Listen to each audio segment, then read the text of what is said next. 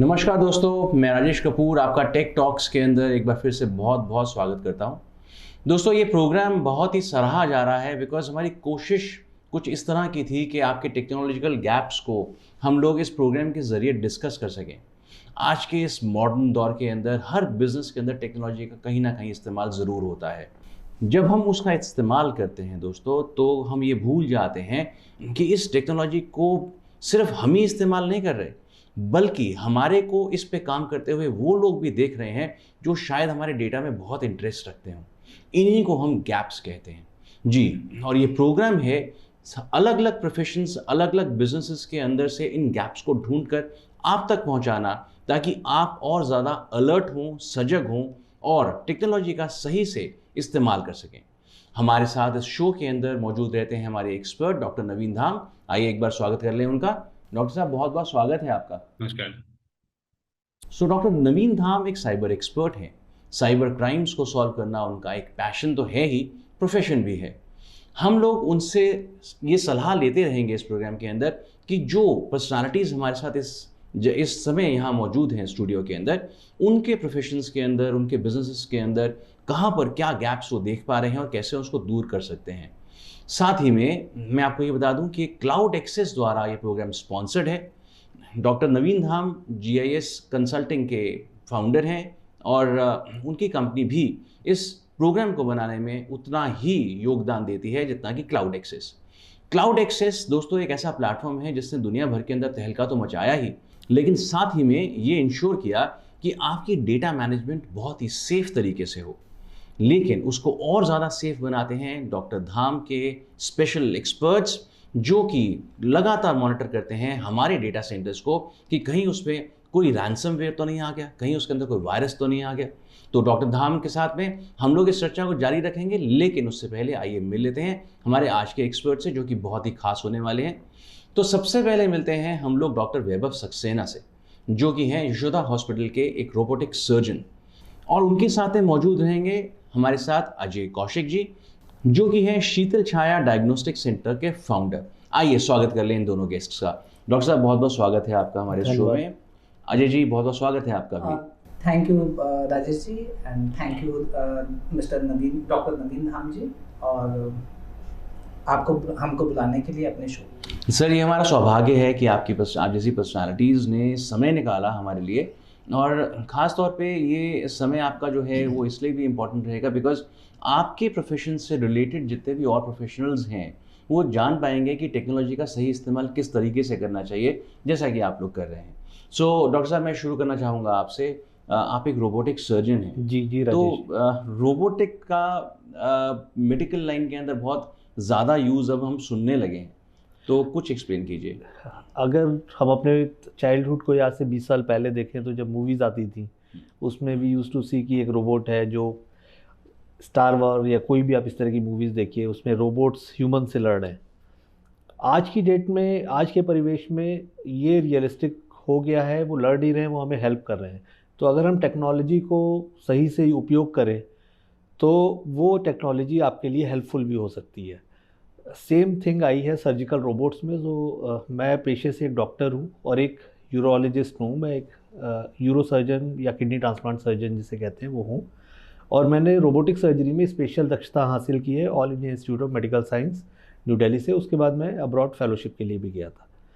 तो basically robot एक इस तरह की मशीन है जो काम एक सर्जन करता है उसी को और प्रिसाइजली करता है, और वो मशीन, वो रोबोट सर्जन के कंट्रोल में होती है। उसके 4 या 5 आर्म्स होते हैं, 3 या 4 आर्म्स होते हैं जो कि पेशेंट को ऑपरेट करते हैं, और उसके वो आर्म्स सर्जन एक कंसोल पे बैठ के कंट्रोल करता है।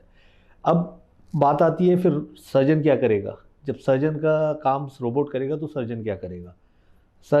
रोबोट का ओपन सर्जरीज़ या कन्वेंशनल लैप्रोस्कोपिक सर्जरी पे ये बेनिफिट है, फ़ायदा ये है कि वो बहुत प्रिसाइजली उसको ऑपरेट करता है। उसकी जो फिंगर के मूवमेंट्स होते हैं वो बहुत फाइन होते हैं, even better than our fingers because they are very small.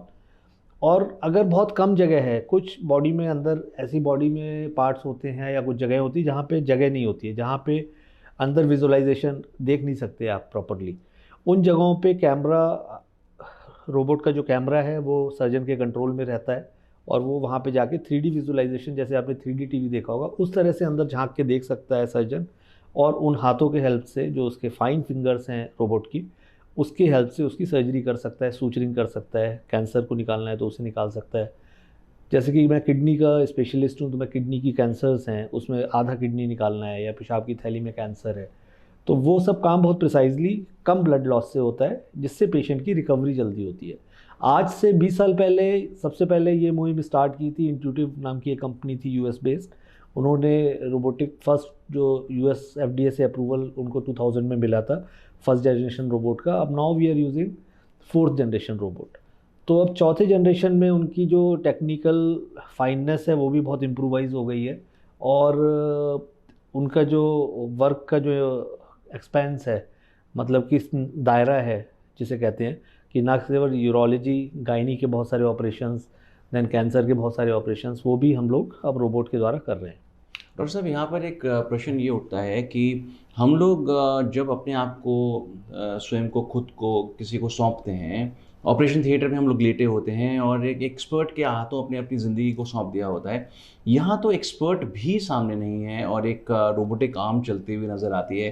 तो कितना आपको एफर्ट लगता होगा एक मरीज़ को समझाने में कि ये ज़्यादा भरोसेमंद टेक्नोलॉजी है? देखिए, अगर टेक्नोलॉजी को आप प्रॉपरली यूज़ कर रहे हैं, एक्सपर्ट इसमें भी सामने है। जो उसका कंसोल है वो उसी ओटी का जो रूम है उसी में वो कंसोल होता है जहाँ बैठ के सर्जन ऑपरेट करता है, और उसके असिस्टेंट्स और उसके जो ओटी टेक्नीशियन हेल्पर्स हैं वो रोबोट के साथ, पेशेंट के साथ टेबल पे होता है, जो कि मुश्किल से 2 या 3 मीटर की दूरी पे होता है वहाँ से। जी। मैंने आपको बताया कि इसका जो मेन बेनिफिट है वो है कि precision of surgery, fineness of surgery बहुत इंप्रूव हो जाती है, जो कम जगहों पे जाके, बट इट डजंट मीन कि वो ह्यूमन को रिप्लेस कर सकता है। ऐसा नहीं है कि मैंने उसमें कुछ प्रोग्राम फीड कर दिया कि ये सर्जरी करो तो वो कर देगा। उसके हाथ अभी भी, उसके जो आईज हैं वो सब हमें ही मतलब उसके मूवमेंट्स एक तरीके से आपके हाथ में है, और आपके हाथ में जो कांपना है, जो कंपन है आपके हाथों की, एज के साथ जो हाथों में कंपन है, या आपका बहुत जो महीन काम है जिसमें कि जरा भी हाथ हिलना नहीं चाहिए, वो सब काम बहुत फाइननेस से उसमें हो जाते हैं। और जिन जगहों पे हाथ की उंगलियां नहीं पहुंच सकती, कि इतना जगह ही नहीं है, वहां पे उसके इंस्ट्रूमेंट बहुत फाइनली पहुंच जाते हैं। इसमें जो विजन होता है वो 20 गुना बड़ा होता है, 20 times magnified view we can see inside. तो जब आपको 20 गुना बड़ा कोई भी चीज़ दिख रही है, अगर एक 2 मिलीमीटर की चीज़ है तो वो आपको 200 मिलीमीटर की दिखेगी। 200 मिलीमीटर का मतलब हो गया कि 2 से 20 सेंटीमीटर। तो अगर आपको उस चीज़ को सिलना है या उसको काट के निकालना है तो ज़्यादा आसानी हो जाती है। साथ में इसका 3 डायमेंशनल विजन होता है, तो आपको डेप्थ परसेप्शन, जैसे आपने 3D टीवी में देखा होगा कैमरे में, 3D टीवी में जो डेप्थ परसेप्शन है वो बहुत अच्छा होता है, तो आप बहुत प्रिसाइजली काम कर सकते हो उसमें। अजय जी, मैं आपके पास आऊँगा और यहाँ पर मैं ये जानना चाहूँगा, एक पैथोलॉजी जो है ना, एक बहुत ही कन्वेंशनल सी एक चीज़, एक सब्जेक्ट बन गया है। मतलब बहुत से लोग हैं जो कि लैब्स जो हैं वो खोल रहे हैं, और बहुत से लोग ऐसे हैं जो कि कहते हैं कि हम वो बिल्कुल डिफरेंट हैं, लेकिन बहुत से ऐसे लोग भी हैं जो ये कहते हैं कि किसी सही जगह से ही अपने टेस्ट करवाइएगा।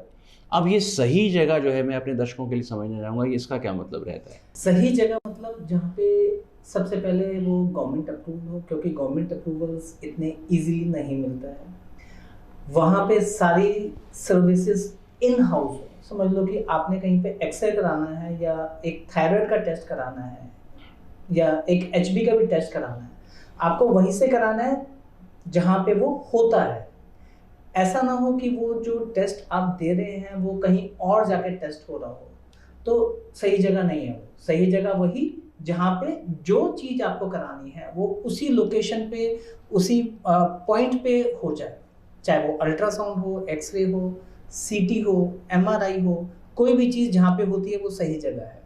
अजय जी, आपने कहा उसी जगह पर जो है टेस्ट भी हो जाए जहाँ से वो लिए जा रहे हैं सैंपल्स वगैरह, बिल्कुल सही। लेकिन एक बहुत खूब चीज़ शीतल शाह ने बहुत ही अभी इंट्रोड्यूस करी है कि हम पेशेंट की जगह पर जाके भी एक्सरे तक लेने लगे हैं।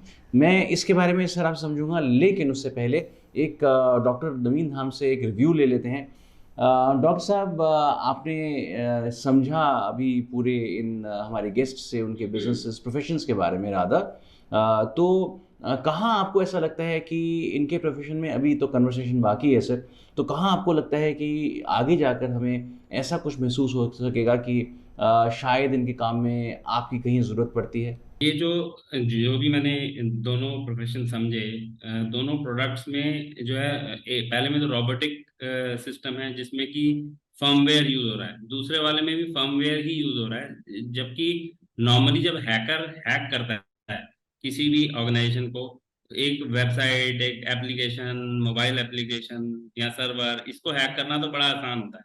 बट रोबोट को हैक करना जो है उसके लिए थोड़ा सा ट्रिकी होता है, क्योंकि उसमें जो है फर्मवेयर यूज हो रहा होता है और रोबोटिक ऑपरेटिंग सिस्टम यूज हो रहा होता है, जिसको हैक करने के लिए एक पहली बात तो वो कनेक्ट होना चाहिए उस रोबोट के साथ, राइट। और वो जब ये ऑपरेटिंग सिस्टम बन रहा होता है, उस वक्त जो कंपनी उसको बना रही है उसको ध्यान रखना पड़ता है कि वो उसमें कोई भी वीकनेस नहीं छोड़ रहे, राइट। तो वो उस वक्त बनाते वक्त ही उसको उसकी जो है वनरेबिलिटी असेसमेंट, पेनिट्रेशन टेस्टिंग करनी होती है उन सॉफ्टवेयर की जो कि फर्मवेयर के अंदर है, ताकि हैकर उसको हैक ना कर पाए। तो और दूसरा ये होता है, जब ये रॉबोट बन जाता है तो रॉबोट बनने के बाद ये आपके नेटवर्क से कनेक्ट करता है, जो कि समझ लीजिए आपने उसको अपने सर्वर से कनेक्ट कर दिया या किसी एप्लीकेशन से कनेक्ट कर दिया, तो वो जो कम्युनिकेशन है between the robot and your server और your network,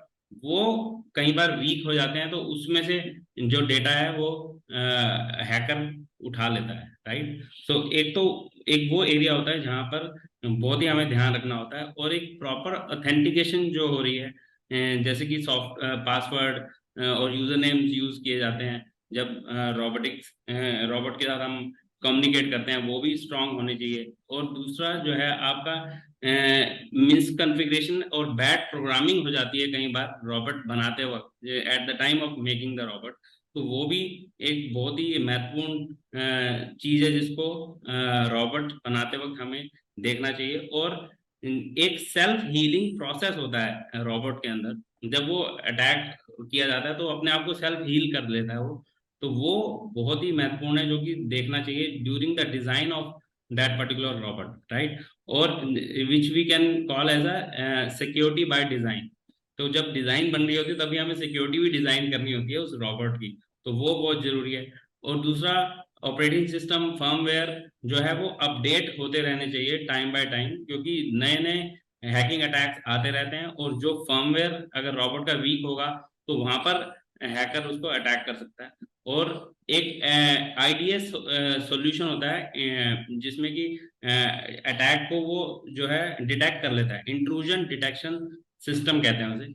intrusion detection system should be inbuilt within the robot के अंदर होना चाहिए, ताकि जब अटैक हो तो the robot should identify that some attack is happening, right. और जो पेनिट्रेशन टेस्टिंग है उसकी होती रहनी चाहिए अपने रोबोट्स की, और उनके पैचेस हमेशा अपडेटेड होते रहने चाहिए ताकि वो अटैक से बच सके। तो ये बहुत ज़रूरी है। जी डॉक्टर साहब, तो अजय कौशिक जी एक बहुत ही कन्वेंशनल सेटअप के अंदर काम करते हैं। सैम्पल्स को कलेक्ट करना, फिर मशीन्स के अंदर डालना, उसकी प्रोसेसिंग करना, उसको टेस्ट करना, एनालिटिक्स उसके जनरेट करना। यहाँ कहाँ पर गड़बड़ हो सकती है अगर टेक्नोलॉजी वीक है तो? यहाँ पर जो है, क्योंकि इसमें भी फर्मवेयर ही यूज हो रहा है, जो आप जब आप एक्सरे ले रहे हैं, एक्सरे लेने के बाद वो कम्युनिकेट करता है अपने एक डिवाइस से, और उसके बाद जो है वो जो रिपोर्ट है वो ईमेल हो जाती है आपके क्लाइंट को, जिस भी क्लाइंट का आप कर रहे हैं। तो जो ये कम्युनिकेशन है इसके बीच में हैकर अटैक कर सकता है। और दूसरा, जो इसके फर्मवेयर हैं वो अगर अपडेटेड नहीं है तो वहां पर अगर हम इसको ये कनेक्टेड है आपके नेटवर्क से, तो उस वक्त हैकर उस पर अटैक कर सकता है। जैसे कि मैंने पहले भी बताया था कि फर्मवेयर शुड बी अपडेटेड, वो अपडेट होते रहने चाहिए नए नए जो पैचेस आ रहे हैं उसके साथ। और कई बार हैकर भी बहुत स्मार्टली एक्ट करता है। एक पीछे एक अटैक हुआ था, I would not name that company, उसमें क्या था, हैकर्स ने खुद ही एक अपना अपडेट बना दिया, जो कि जो यूजर यूज कर रहे थे उसको दे दिया कि इसको अपडेट कर लो, ये नया अपडेट आया है। तो उन्होंने जब अपडेट किया तो हैकर वाला अपडेट उसके फर्मवेयर में आ गया, और जब वो आया तो हैकर के पास पूरा कंट्रोल आ गया उसका, और वो बहुत बड़ा अटैक था। तो उसमें इन चीज़ों से हमें बचना चाहिए कि जब जी, बहुत से तरीके हैं, बिकॉज़ अभी जितने भी प्रोफेशंस हमारे आते जा रहे हैं जो टेक्नोलॉजी का बहुत एक्सटेंसिव यूज़ कर रहे हैं, उनको ये चीज़ समझ होनी चाहिए कि फर्मवेयर्स को हैक करना या किसी भी सिस्टम को हैक करने के पीछे उद्देश्य बहुत से हो सकते हैं। पैसा चोरी करना तो एक बहुत ही मिनिमल उद्देश्य है। कई दफ़ा कॉम्पिटिटर्स जो हैं अपने कॉम्पिटिशन को ख़त्म करने के लिए भी हैकिंग करवाते हैं और मशीन्स को बिगाड़ते हैं ताकि आपकी रिपोर्ट्स में, आपके सिस्टम में कहीं गड़बड़ हो तो आपका गुडविल डाउन हो जाए। खैर, ये चर्चा जारी रहेगी सर, आप अपनी पैनी नज़र बना के रखिए इस चर्चा के ऊपर, क्योंकि आपके पास जल्द लौटेंगे ये जानने के लिए कि इनके सिस्टम्स फूल प्रूफ हैं कि नहीं। सो अजय जी, हम बात कर रहे थे कि आपने अपने सिस्टम्स के अंदर एक ऐसा चीज़ भी इंट्रोड्यूस किया जहां आप घर पे जाकर एक्सरेज कर रहे हैं, उसके बारे में कुछ बताइए। हमने अभी शीतल छाया एट होम ने अभी एक नया प्रोसीजर लॉन्च किया है जिसमें कि हम पेशेंट के घर पर जा सकते हैं। घर पर जाएंगे और घर पर जाके ही पेशेंट का एक्सरे करेंगे and within 10 seconds X-ray लेके और उसको हम मेल या व्हाट्सएप पे पेशेंट को देंगे। अभी जैसे हम देख रहे हैं कि अभी इतनी ज़्यादा प्रॉब्लम्स हैं, 2 कारण मेन है। एक तो due to lack of time, लोगों के पास समय नहीं है डायग्नोस्टिक सेंटर में जाने का, या लोग चाहते नहीं है कि उनके पेरेंट्स या सीनियर सिटीजन या डिपेंडेंट हॉस्पिटल या डायग्नोस्टिक सेंटर जाएं बिकॉज ऑफ सेकेंडरी इन्फेक्शंस। तो जो लोग चाहते हैं केयर करना फैमिली की, और वो चाहते हैं कि जो भी चीज़ करनी है जो पॉसिबल है वो हमारे घर पे ही हो जाए। तो उसी के लिए ये टेक्नोलॉजी इन्वेंट हुई है शायद, और अभी इंडिया में आ गई है। तो अब इससे क्या है कि पेशेंट इतना कन्वीनियंस है, इतना हैप्पी है कि घर पे ही एक्सरे हो जाएगा, घर पे ही ईसीजी भी हो जाएगी। अभी तो मैं आपको एक स्टोरी भी शेयर करूंगा। अभी 2 दिन पहले ही हमारे पास एक पेशेंट का फ़ोन आया कि my father is not feeling well, तो आप आके ईसीजी करो। और जब हम ईसीजी करने गए तो वहाँ पे ईसीजी में patient was suffering from MI, myocardial infection था उसको। तो he was suppose to be बिल्कुल डाउन होने वाला था वो, बट टाइम से हमने उसको बताया कि आपको हार्ट अटैक है, आपको डॉक्टर के पास जाना है। वो इमीडिएटली हॉस्पिटल गया और उसका फिर सर्जरी हुई। डॉक्टर साहब, आपके पास वापस आएंगे ये जानने के लिए कि टेक्नोलॉजी तो जस्ट रिसेंटली इंट्रोड्यूस हुई है और एक ह्यूमन ब्रेन, खास तौर पे एक डॉक्टर का ब्रेन जो है वो एक एनालिटिकल मोड में ही हमेशा चलता है कि नब्ज़ देख रहे हैं तो कहाँ वीक पड़ रही है, तो क्यों वीक पड़ रही है। सो कितना चेंज देखते हैं आप पहले के सिस्टम से और अब में, कितना फ़र्क आ चुका है? टेक्नोलॉजी का हेल्प भी हम उसी काम को रीडुप्लिकेट करने में करते हैं जो हमारा ब्रेन से हमने सोचा है। लाइक कोई सर्जरी जैसे पहले हो रही थी कन्वेंशनल वे में, वो पहले कट करके हो रही थी, तो उसमें बड़ा कट लगता था, रिकवरी में टाइम लगता था। स्टेप्स सर्जरी के वही हैं, बट कट नहीं लग रहा है, छोटे छेद हो रहे हैं एब्डोमेन में, उसी से रोबोट के आम अंदर जा रहे हैं। सेम सिमिलर वे में कम ब्लड लॉस से जल्दी रिकवरी के साथ सर्जरी हो रही है। सो स्टेप्स वही है। ओनली थिंग इज़ कि पहले हम 20 किलोमीटर पर आवर की रफ्तार से चल रहे थे, अब हम 200 किलोमीटर पर आवर की रफ्तार से चल रहे हैं। साथ में जर्क्स एंड जोल्ट्स कम हैं। तो इन अदर वर्ड्स, अगर हम इसको लेमैन्स लैंग्वेज में समझें, इन आम भाषा में समझें जिसे हम बोले, तो टेक्नोलॉजी का फ़ायदा इस चीज़ में सब सोफिस्टिकेशन और इजी गोइंग में ज़्यादा हुआ है, पेशेंट के लिए भी, डॉक्टर्स के लिए भी। क्योंकि पहले जब लंबे ऑपरेशंस होते थे उसमें डॉक्टर्स खड़े रहते थे 8 घंटे, उनकी अपनी बॉडी पे भी उसका इफेक्ट पड़ता था, ब्लड लॉस ज़्यादा होता था, पेशेंट पे उसका इम्पैक्ट पड़ता था, उतनी देर तक पेशेंट बेहोश रहता था, हॉस्पिटल में वो उतने ज़्यादा दिन एडमिट रहता था, तो हॉस्पिटल का बिल बढ़ता था। अगर अब इसी को हम आज के टाइम से सोचें, अगर रोबोटिक सर्जरी हमने की, पेशेंट 2 या 3 दिन में जाने लायक हो गया, उसके कट्स छोटे हुए जिसकी वजह से उसको ऑपरेशन में पेन नहीं हुआ, उसका ब्लड लॉस कम हुआ जिसकी वजह से उसकी रिकवरी जल्दी हो गई, पेशेंट जल्दी एम्बुलेट हो गया, चलने फिरने लगा और रिकवर हो गया। तो टेक्नोलॉजी डेफिनेटली बहुत सारे फ़ायदे लाती है, बट साथ में एज यू टोल्ड कि सेफ्टी सिक्योरिटी इसमें 2 लेवल पे है। एक तो आप ह्यूमन बॉडी का ऑपरेशन हो रहा है, तो ये ऑलरेडी यूएस FDA अप्रूव्ड है ऑलरेडी 25 साल से, तो ये well known, well documented technology है world wide. All over world more than 7500 installation है इस रोबोट की, और इंडिया में भी मोर देन 100 इंस्टॉलेशन अब हो चुके हैं। तो जैसे अभी आपने बताया कि 100 के करीब इंस्टॉलेशंस होंगी इंडिया के अंदर अभी, तो आपको नहीं लगता कि इंडिया के एक्सपेंस के हिसाब से, इंडिया के जो जितना जितना हम मेडिकल लाइन के अंदर इसके अंदर देखते हैं डेप्थ है इंडिया के अंदर, सो उसके हिसाब से ये कम है, और ये इसके अंदर लोगों को जो अवेयरनेस भी बहुत कम है? एक्चुअली आप सही कह रहे हैं राजेश जी, अभी इसकी अवेयरनेस ही लोगों को नहीं है। जब हम लोग निकले थे इसमें ट्रेन होके, उस समय तो अवेयरनेस ज़रा भी नहीं थी। हमें खुद भी लगता था कि पता नहीं इंडिया में ये टेक्नोलॉजी कब डेवलप होगी और कब यहाँ आएगी, एक विकसित देश की जो वो है। बट अब यहाँ पे इसकी भी डिमांड होने लगी है। जो एडवांस कैंसर सर्जरीज हम सारी अब रोबोटिक सर्जरी से ही कर रहे हैं, चाहे वो प्रोस्टेट कैंसर हो, चाहे वो किडनी कैंसर हो, चाहे वो खाने की नली का कैंसर हो, चाहे एब्डोमेन के अदर पार्ट्स का कैंसर हो, किडनी का कैंसर हो। इसके अलावा किडनी ट्रांसप्लांट का काम भी या लिवर ट्रांसप्लांट का काम भी अब रोबोटिक सर्जरी से हो रहा है। ये सब चीज़ें इंडिया में भी होने लगी हैं अब, और जितनी इंडिया की डिमांड है उसके हिसाब से मुझे लगता है आज से 15 साल पहले जो कंडीशन यूएस में थी वो अब इंडिया में स्टार्ट हुई है होनी, और अगले 10 साल में ये एक्सपोनेंशियली ग्रो करेगा। और जो आप सिक्योरिटी वाला पार्ट है उस पर आई थिंक नवीन जी हमें, doctor Naveen, he would tell in more details about that thing. Ajay ji, जहाँ तक बात करें हम लोग पैथोलॉजी लैब्स की, नॉर्मली क्या होता है कि रिपोर्ट्स जब गलत आ जाती हैं तो एक बार दिल बैठ सा जाता है, तो उसके बाद डॉक्टर कहता है नहीं ये वाली लैब से नहीं, इस वाली लैब से आप टेस्ट करा के आइए।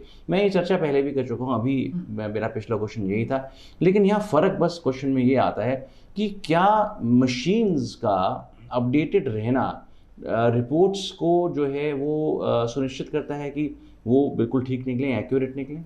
देखिए, जो अब लेबोरेटरीज हैं वो सारी अब टेक्निकली और टेक्नोलॉजी वाइज सारी अपडेट हो गई हैं जी।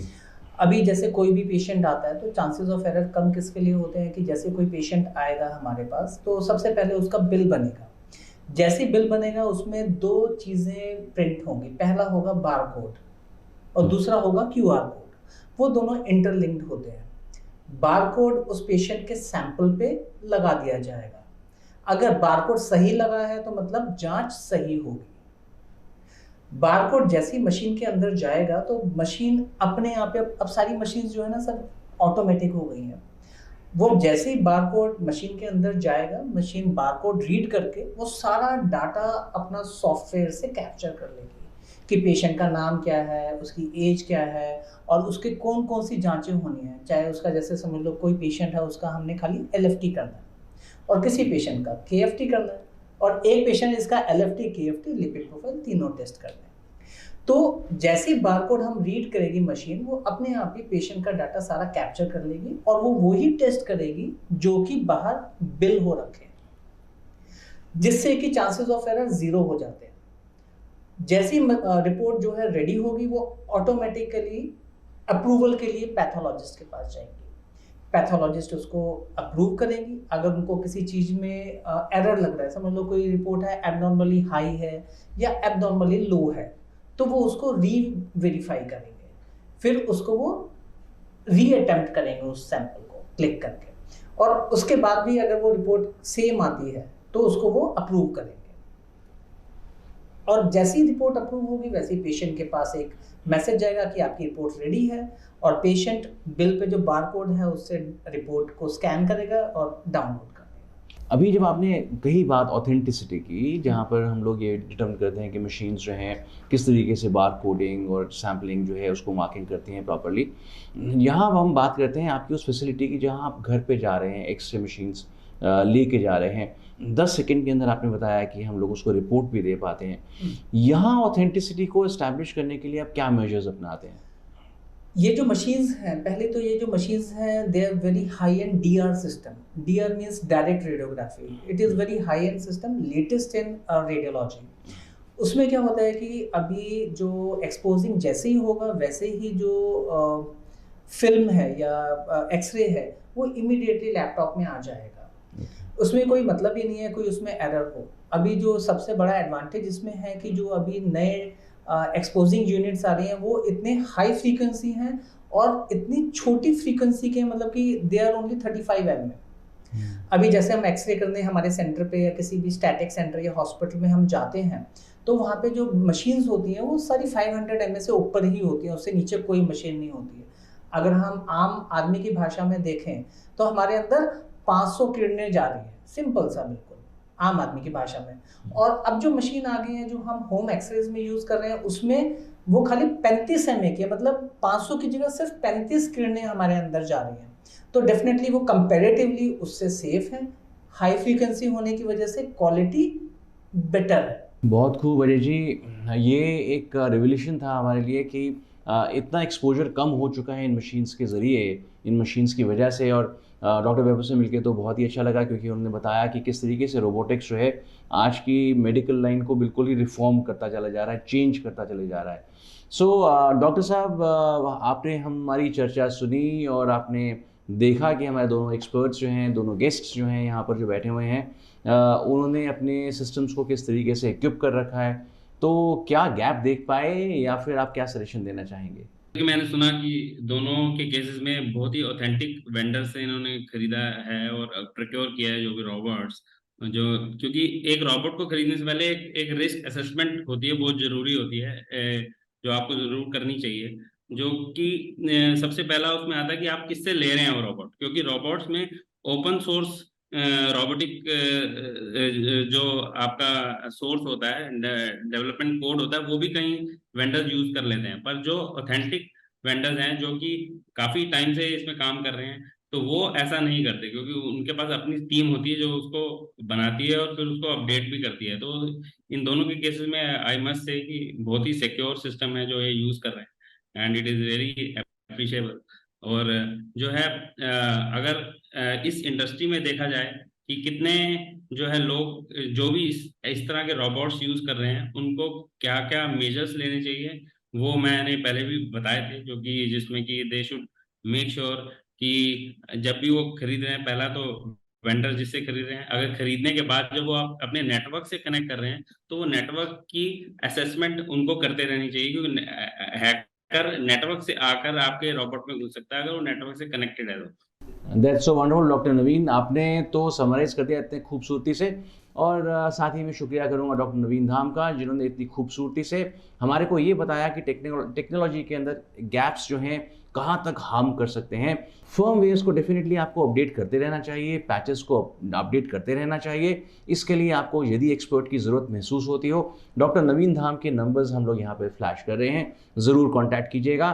क्लाउड एक्सेस से आप मुखातिब तो हैं ही, एक वर्ल्ड नोन जो है वो एक प्लेटफॉर्म है क्लाउड पे अपने डेटा को रखने के लिए। सो क्लाउड एक्सेस यदि आपको चाहिए तो उनके नंबर्स भी हम लोग यहाँ पे दे रहे हैं, ज़रूर कांटेक्ट कीजिएगा। इसी के साथ में इस प्रोग्राम का अंत तो यहीं पे करते हैं, लेकिन वायदा करते हैं आपसे अगले प्रोग्राम में हाजिर होंगे कुछ नए गेस्ट के साथ में, और doctor Naveen Dham as an expert हमारे साथ मौजूद रहने वाले हैं। धन्यवाद।